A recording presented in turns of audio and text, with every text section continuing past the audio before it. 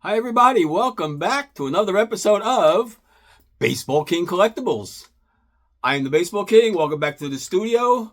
And we got some guests today, and we want to thank everybody for being new subs and all that stuff because without you guys, I'd be talking to myself, which I do that anyway, but we don't want to do that every day. So we bring you into my home, and I appreciate that you coming in and joining me. And all the new subs, very much. Thank you so much. And I'm trying to get to my goal of 125 subs, which isn't a lot. I'm 7 short, guys. So tell your friends, a couple of other people, and then we'll go for another goal. So one goal at a time. Start off a little. Anyway, let me show you what we have new back here. We have Joe Jackson, our musical guests today. We heard the band playing in the background. There's Sheena Easton. There's Jackson Brown, Peter Frampton, and our baseball guests up there. We have Bill Dickey, and we have Sandy Koufax. Inscribed on that one, I had him write Cy Young and MVP 1963 and Hall of Fame 73. So, try to get inscriptions these days more than the autograph itself. So, little guests watching us today. So, let me start off with what else do I love? Beckett magazines. You guys watching me, I love my Beckett. So, we got one here, a really good Hall of Famer. Oh, yeah. He came up. He was, rising star. Would he be? Yeah, we watched his whole career. Chipper Jones, the one and only. Chipper Jones got him outside of Shea Stadium, and he had such great career at Shea Stadium that he named, I think it was his daughter, Shea, after Shea Stadium. So, look at that, Chipper, right on the front there. Nice. Let's zoom in on the autograph a little bit. You can see that better. He gives you a great autograph. He always puts the number in the middle of there. And really, he's just a great guy. And I got him when he was early in his career, too. It's always good to get the guys early in their career, because once they become big stars, they don't want to sign as much. It's just harder. There's more people. So this one I got, like I said, outside of Shea Stadium, right outside the Diamond Club. I did take a picture with him. I was able to get that done. He was very nice about that too. He signed for everybody. Like I said, there was never a lot of people anyway at Shea Stadium back in those days. It was a handful of people, collectors. No one bothered. So, I'm glad. You know what I mean? So it worked out good for me and the other collectors that no one else was around. So, and while we're here, am I still the only person who does sports and celebrities on YouTube? I can't find somebody else. Guys, if you know anybody else, please send me the link. I'm curious of who else does this, other than my personal friends who I know for many years who did it. They're not on YouTube, but I don't know anybody else who's done celebrities and sports people at the same time. So fill me in. Fill me in. All right, my next guest, it's 2 guests. It's 2 Hall of Fame. It's 2 great guys. It's 2 of the greatest. I'll give you a little bit of Yankees of all time. I mean, both Hall of Famers. And how I got these 2 guys was, remember Herman's Sporting Goods stores? And I don't know, on the East Coast, there's a bunch of their stores. Modell's, I think, bought them out later on. But they were around through the 70s, 60s, 70s, through the 80s, through the 90s. Herman's World of Sporting Goods. I got a lot of autographs there. They did a lot of guests came in, signings in the store. So many I got over the years. So it was a great place. And on that day, Brandon Steiner, who Brandon Steiner, he was the king of collectibles, really, the TV shows. He's done, name it. And Steiner eventually got bought out by Fanatics. He sold out, of course. But he's got his own, on Fanatics, he sells his own stuff called Collectibles Exchange, something like that. I don't need to advertise for him. I need people to advertise for me. So, anyway, he's still selling his stuff. And, all his stuff is real. And the prices are really good on there. I did click on a few, just, cards. They're not JSA, they're not certified, but they're from his collection. It's good. So anyway, Steiner's been around a long time. He sold off his collection. Anyway, how he started, he wasn't just a big shot out of nowhere. He was just a little guy, just, buying and selling and flipping what he could at shows. And then he was doing a radio show in Manhattan at this place called Herman's World of Sporting Goods. That's why I mentioned that earlier. All right, and inside Herman's, in the back, he had a little radio show, which he did once a week. And he'd have guests there, too. He had Martin Brodeur was on, who I didn't go to because he was a rookie. I had no idea who he was. I didn't like hockey. Okay, I didn't go. Missed up on that one. He had Freeman McNeil. He had, from the Jets, he had some other guys back in the day. Nothing great until these guys showed up at the show. And, again, nobody was there. In the back room, it was like a back of the store. They cleaned out all the clothing, so they left a little nice space, a little table. It was a radio show. A very weak signal. It was in Manhattan. I lived in Brooklyn. You could barely hear it. Fuzzy, like, in the background on the radio. You could barely hear anything. So But I was able to, tune in because I enjoyed listening to a sports collectible show. There was none other on the radio at the time. Nobody cared about it. So anyway, he had the show that day, and his guests were going to be Phil Rizzuto and Yogi Berra, believe it or not. So I go down there, I get a few things to sign. I got a bunch of things to sign. And, about 4 or 5 from each guy I had signed, So I brought them. They all signed it very nicely. And then they had a little radio show, a talk, a little talk and quiz show. And the winner of the trivia show they did, would get 2 tickets to a game. And who won the trivia show? This guy. I win all those trivia shows. There was always, every time there's a trivia thing, I win it and, get the tickets and all that. I've been doing that for years too. So good seats for the next Yankee game, upcoming Yankee game it was. And it was these 2 guys.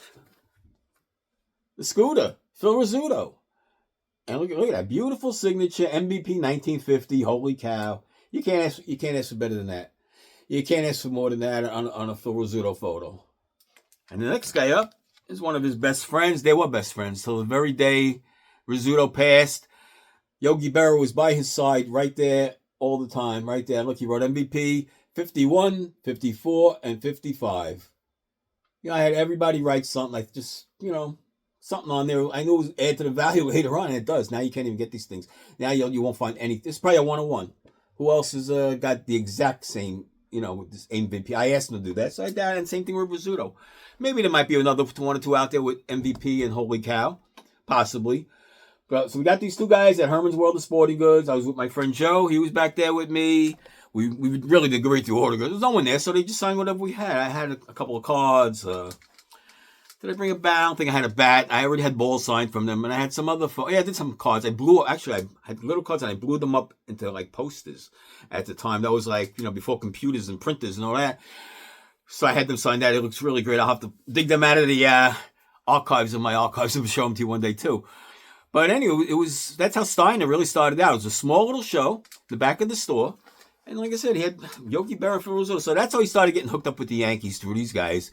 And then before you know it, Steiner was just huge. He was on the Yankee scoreboard. He was on the Yankee wall and Steiner Sports. It was on the outfield wall. It was everywhere. He was just so huge. I went up to his place in the city once, and it was amazing up there. And I went to his place in the Westchester too also. It was everything's catalog, catalog, alphabetical order, everything. But he's gone now. I mean, he's not gone. The business is gone. I mean, I see a lot of Steiner Sports collectibles online and all that. And they're safe to buy from. I would buy anything from Steiner Sports. He was a really nice guy. I met him a couple of times, like I said. No issues and great to deal with. And, Yogi Berra and Phil Rizzuto hooked me up with. I can't complain. So let's get on to, let's see what we got here. We don't want to do a mystery guess yet. Now let's do a little musician, a little disco man, disco guy. Back in the 70s, this guy was he was big. Wow, everybody loved this song. If you danced, you loved this song, the disco guy, the disco ages and all that. He had huge songs, one after another. And this is who it is, KC and the Sunshine Band. My original album, you can see it's dirty up there, but I don't care. It's my original record, and he writes all the best, KC and the Sunshine Band. That's how he signed. He doesn't sign his name, which is Harry Wayne Casey, which nobody knows that, but I guess his last name is Casey, C-A-S-E-Y. So I guess the KC and the Sunshine Band, he used the KC instead of his last name. And why have one when you could have 2, right? There you go.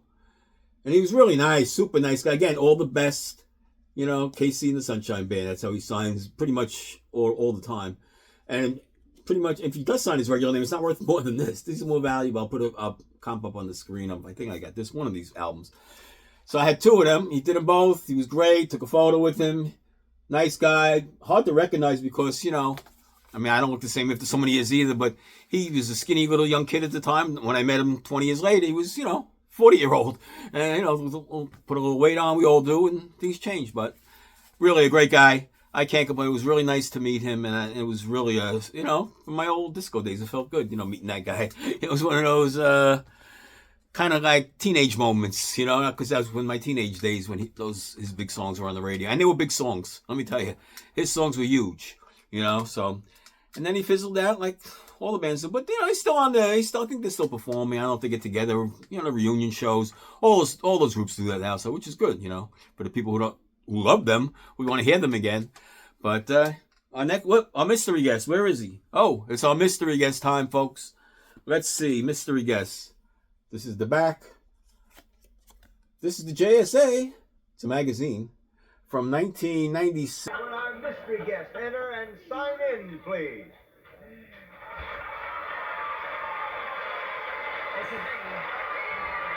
When he was making his movie, I think he was doing it then. Yeah, he was and is the king of all media.